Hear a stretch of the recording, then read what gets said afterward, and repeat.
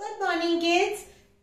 In our previous video we have learned some 3-letter U sound words. In this video we will learn some more U sound words.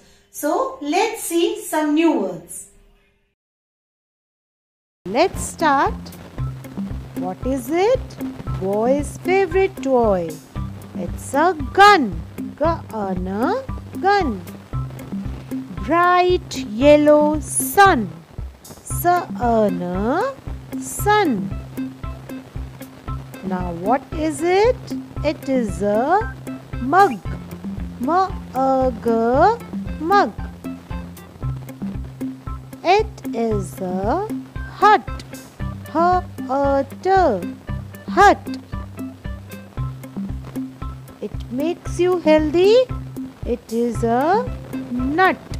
Nut.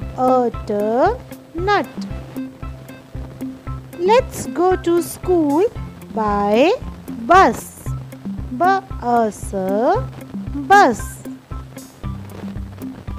Baby dog is known as pup. Pup. Baby lion is known as cub. Cub. She is a nun. Nun.